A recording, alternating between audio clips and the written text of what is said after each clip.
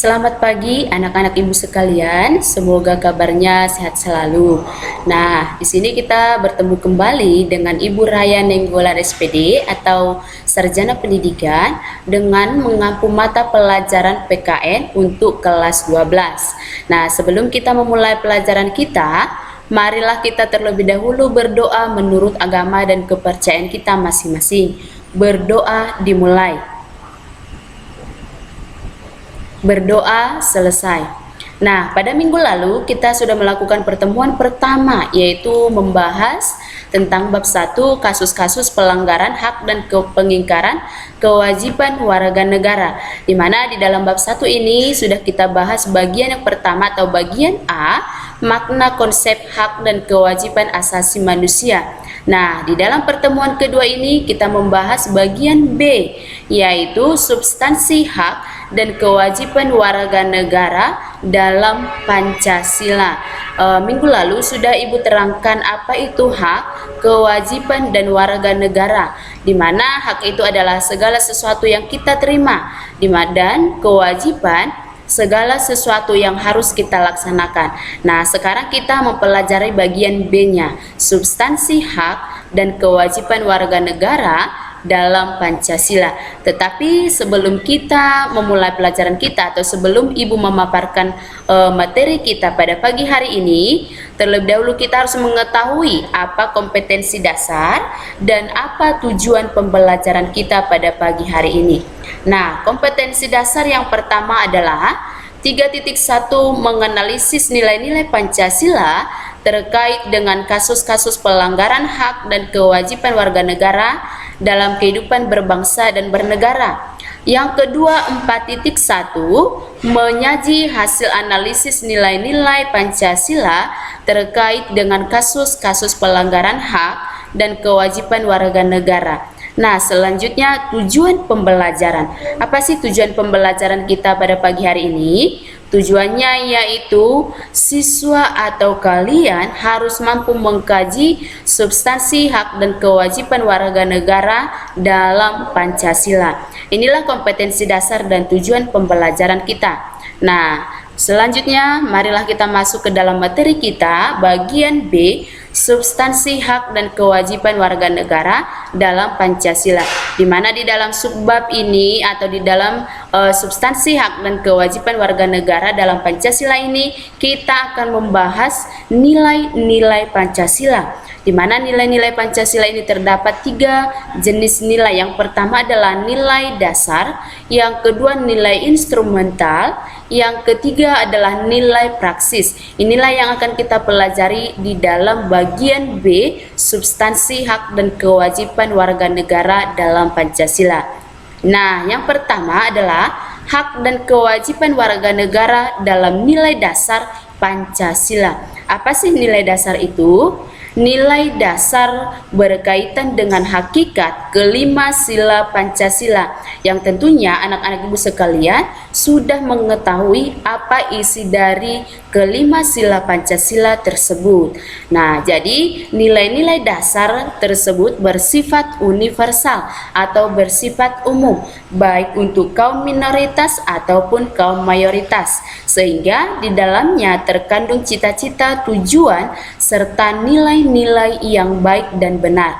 Nilai dasar ini bersifat tetap atau melekat pada kelangsungan hidup negara. Inilah yang dikatakan nilai dasar Pancasila. Nah, yang kedua nilai instrumental. Tetapi sebelum kita masuk ke dalam nilai instrumental, kita harus mengetahui hubungan antara hak dan kewajiban warga negara dengan Pancasila, di mana di dalam kelima sila ini dijabarkan satu persatu. Yang pertama adalah sila ketuhanan yang Maha Esa, di mana menjamin hak warga negara untuk memeluk agama sesuai kepercayaan masing-masing. Tidak boleh dipaksakan kehendak orang lain, harus sesuai dengan kepercayaan masing-masing. Yang kedua, kemanusiaan yang adil dan beradab, di mana di dalam sila ini ditempatkan hak setiap warga negara pada kedudukan yang sama, baik di depan hukum maupun di depan pemerintahan. Yang ketiga, Sila Persatuan Indonesia, di mana di dalam Sila Persatuan Indonesia ini dikembangkan persatuan Indonesia berdasarkan atas dasar Bhinneka Tunggal Ika, yang artinya biarpun berbeda-beda tetapi tetap satu jua atau satu tujuan. Yang keempat, sila kerakyatan yang dipimpin oleh hikmat kebijaksanaan dalam permusyawaratan perwakilan, di mana di dalam sila ini dicerminkan dalam kehidupan pemerintahan, bernegara, dan bermasyarakat yang demokratis. Maksudnya musyawarah untuk mufakat agar tercipta kehidupan pemerintahan yang demokratis, di mana di dalam sila keempat ini setiap warga negara berhak mengeluarkan pendapat sendiri, harus menghargai, harus menghormati perbedaan antara yang satu dengan yang lain, sehingga terciptalah kehidupan pemerintahan yang demokratis. Sila kelima, keadilan sosial bagi seluruh rakyat Indonesia, di mana diakuinya hak milik perorangan dan dilindungi pemanfaatannya. Inilah hubungan antara hak dan kewajiban warga negara dengan Pancasila dari sila pertama sampai sila kelima. Nah, nilai yang kedua adalah nilai instrumental atau hak dan kewajiban warga negara dalam sila nilai instrumental Pancasila. Ada beberapa jenis hak dan kewajiban yang diatur dalam Undang-Undang Negara Republik Indonesia tahun 1945. Apakah itu? Yang pertama adalah hak atas kewarganegaraan, yang kedua kesamaan kedudukan dalam hukum dan pemerintahan, yang ketiga hak atas pekerjaan dan penghidupan yang layak. Maksudnya di mana setiap warga negara berhak memenuhi kebutuhan hidupnya masing-masing. Yang keempat adalah hak dan kewajiban bela negara, berhak dan wajib membela negara. Itu artinya. Yang kelima, kemerdekaan berserikat dan berkumpul. Yang keenam, kemerdekaan memeluk agama, bebas memeluk agama sesuai dengan kepercayaan masing-masing. Yang ketujuh, pertahanan dan keamanan negara. Yang kedelapan, hak mendapatkan pendidikan. Setiap orang atau setiap warga negara berhak mendapatkan pendidikan masing-masing. Yang kesembilan adalah kebudayaan nasional Indonesia. Yang ke-10, perekonomian nasional. Yang ke-11, kesejahteraan sosial. Yang ke-11 inilah beberapa jenis hak dan kewajiban yang diatur dalam Undang-Undang Dasar Negara Republik Indonesia tahun 1945 dalam nilai instrumental sila-sila Pancasila. Yang ketiga adalah nilai praksis atau nilai yang terakhir. Apakah nilai praksis itu?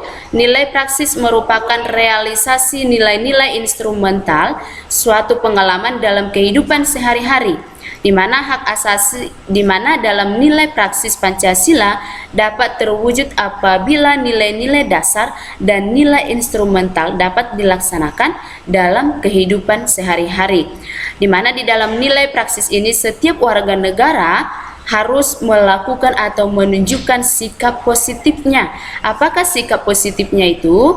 Misalnya saling menghormati, mengakui persamaan derajat antara sesama, mengutamakan kepentingan negara dan masyarakat, menempatkan persatuan. Itulah beberapa contoh sikap positif yang harus ditunjukkan setiap warga negara agar nilai praksis ini dapat dilaksanakan dalam kehidupan sehari-hari. Inilah nilai praksis yang ketiga. Nah, selanjutnya dapat Ibu simpulkan dalam materi kita pada pagi hari ini, yaitu nilai-nilai Pancasila itu terbagi dalam 3 nilai. Yang pertama nilai dasar, yang kedua nilai instrumental, yang ketiga nilai praksis. Jika ada salah satu nilai di antara yang ketiga ini tidak ada, maka ketiga-tiganya tidak dapat terrealisasi, dan begitu juga sebaliknya. Jadi harus ada nilai dasar, nilai instrumental, dan nilai praksis, di mana ketiga nilai tersebut adalah merupakan nilai-nilai yang saling berhubungan. Nah, demikianlah pembelajaran kita pada pagi hari ini. Tetapi sebelum Ibu menutupnya, terlebih dahulu kita berdoa menurut agama dan kepercayaan kita masing-masing. Doa dimulai. doa selesai. Nah, demikianlah pembelajaran kita pada pagi hari ini. Semoga bermanfaat bagi anak-anak ibu sekalian. Jika masih ada materi yang kurang dipahami atau kurang dimengerti, boleh ditanyakan lagi kepada ibu melalui WhatsApp, atau boleh dilihat lagi atau dibaca-baca bukunya di rumah. Nah, jika ada tugas yang diberikan ibu guru atau bapak guru, dikerjakanlah dengan baik di rumah, dikerjakanlah dengan benar. Demikianlah pembelajaran kita pada pagi hari ini. Sekian dan terima kasih.